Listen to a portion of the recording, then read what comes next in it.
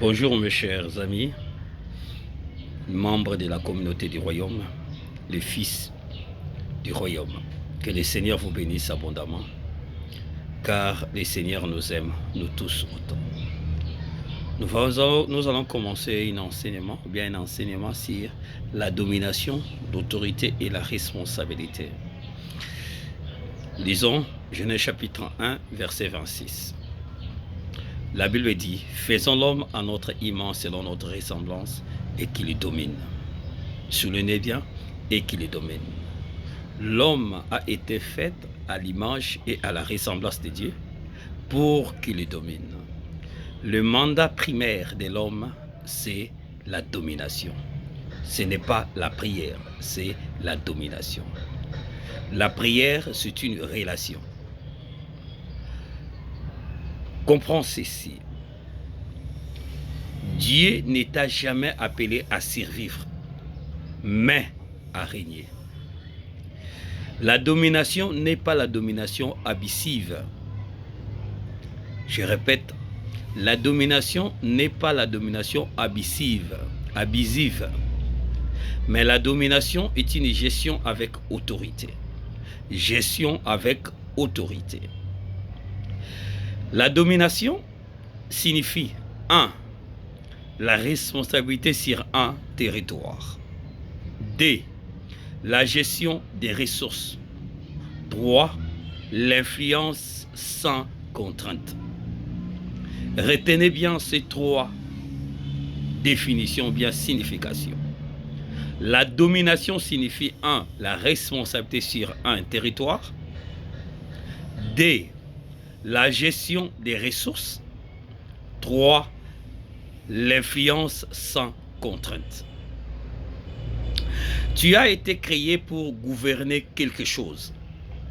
Dieu t'a créé pour que tu gouvernes quelque chose. Dieu t'a créé pour que tu règnes dans un territoire. Si tu ne gouvernes rien, tu vis en dessous de ton dessein.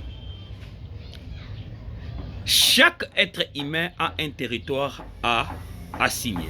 Dieu a déjà assigné un territoire pour tout et chacun de nous. Le territoire peut être des idées, parce que les idées, ce sont en réalité des projets. La vie. Des territoires peuvent être des personnes. Dieu peut mettre des personnes sous ta responsabilité. Les territoires peuvent être aussi les systèmes. Les territoires peuvent être aussi des industries. Les territoires peuvent être aussi des problèmes dont tu amènes des solutions. Les territoires peuvent être aussi de la créativité. Les territoires peuvent être aussi le leadership. Mais si tu ne connais pas ton territoire, tu interviendras là où tu n'as jamais reçu l'autorité. Je répète, si tu ne connais pas ton territoire, tu interviendras là où tu n'as jamais reçu l'autorité. C'est la raison pour laquelle plusieurs sont fatigués car ils opèrent hors de leur juridiction. Quand Dieu te donne quelque chose, sache-le bien, il te donne un territoire à gouverner. Ce que tu dois savoir, si nous fixons nos yeux sur un poisson, ou bien, prenons l'exemple d'un poisson. Un poisson est puissant dans l'eau. Un poisson est puissant dans l'eau. Dans l'eau, il déploie toutes ses facultés, toutes ses compétences, toutes ses capacités. Parce que l'eau, c'est son territoire. Mais, il est inutile sur la terre ferme. Sur la terre ferme, elle a l'incapacité de déployer ses compétences. Elle a la capacité de déployer ses capacités. C'est la même chose aussi pour ta vie.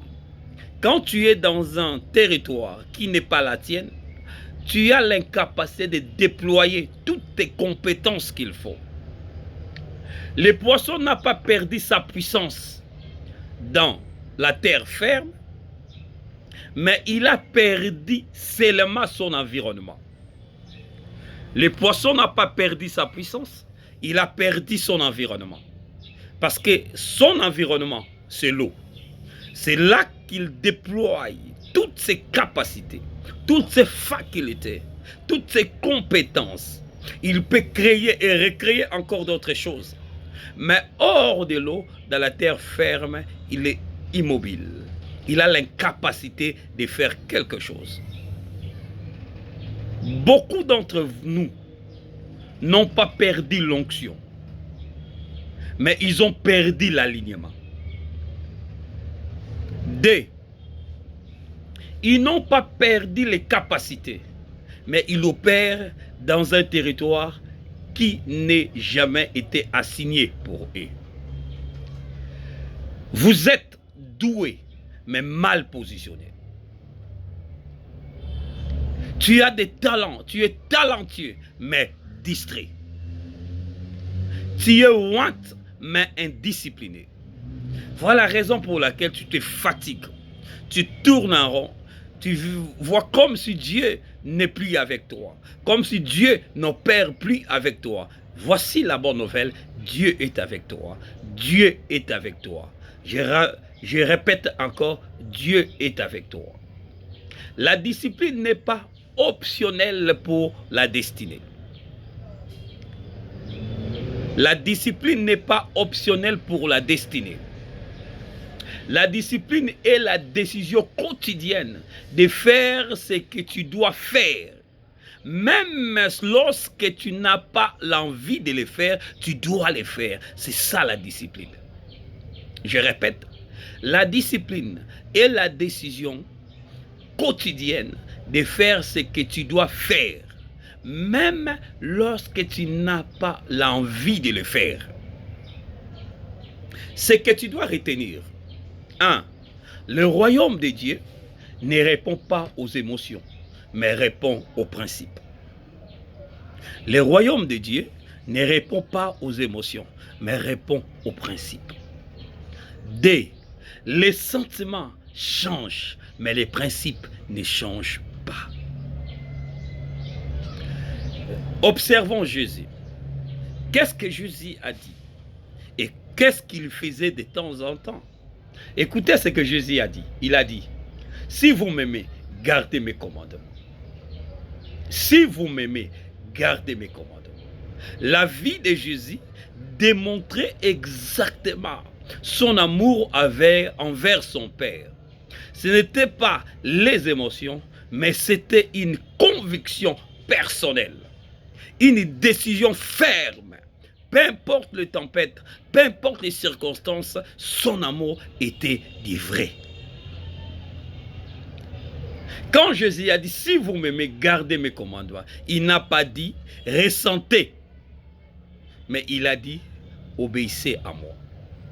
Il n'a pas dit, ressentez, il a dit, obéissez à moi. L'obéissance est la preuve de la foi. La personne qui a la foi, il a la personne qui s'aligne, qui obéit à la voix de Dieu. Une foi qui ne produit pas la discipline est une illusion. Si tu as la foi, mais tu n'es pas un homme discipliné, sache-le bien, tu vis que dans l'illusion. 3. Ton avenir est caché dans ta routine quotidienne. Ce que tu fais chaque jour, c'est ça ce qui cache ton avenir. Si tu es négligent, sache-le bien que tu es en train de retarder ton avenir. Si tu te donnes dans des corruptions, sache-le bien que tu es en train de vendre gratuitement ton avenir. Si tu te donnes dans des distractions, sache-le bien que tu es en train de détruire toi-même ton avenir. Ce que tu fais de manière répétée détermine ce que tu deviens finalement. Le français dit, la répétition La répétition, tu peux compléter toi-même. La répétition, c'est la mère, ainsi de suite. Toi-même, tu peux répéter cela.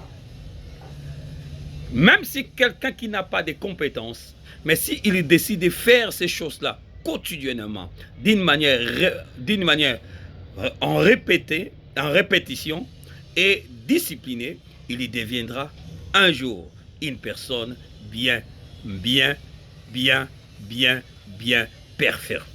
performée. Frères, sœurs, mes amis, ce que nous devons savoir, la prière sans discipline devient une manipulation. La prière sans discipline devient une manipulation. Tu dois corriger bien cette fausse idée.